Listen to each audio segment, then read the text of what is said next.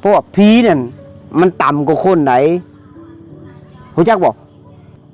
เพราะว่าเฮาจำแล้วมันเศร้าอันนั้นคือผีเปรตบ่แม่นผีพ่อผีแม่อะไรพ่อได้สิไปตีลูกแม่ได้สิไปตีลูกแม่นบ่มีเด็ดขาด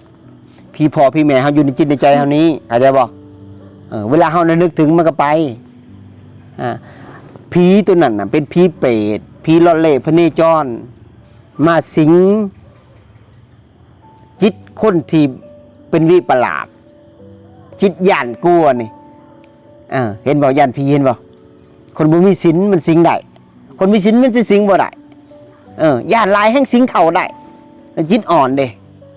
มันสิงได้จิตบ่มีศีลจิตวิปลาสมันสิงได้สิงได้แต่เจ้าจำแล้วมันเศร้าแล้วเจ้าเชื่อมันเข้าใจบ่กับพวกนี้แหละเป็นผีปอบผีโพงผีเปรตเนี่ยมาสิงในหลางคนอยู่เนี่ย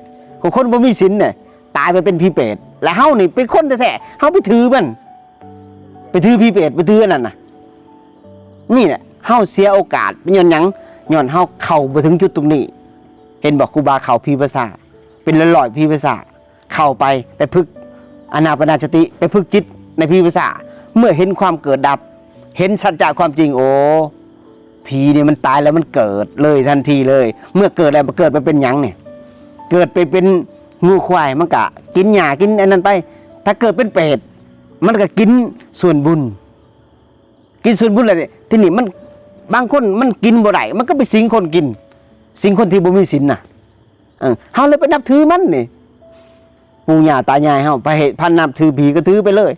แต่เขาเข้าไปถึงจุดตรงนั้นเข้าใจบ่ครูบานี่เข้าไปถึงว่าผีนี่มันบ่มีปากเด้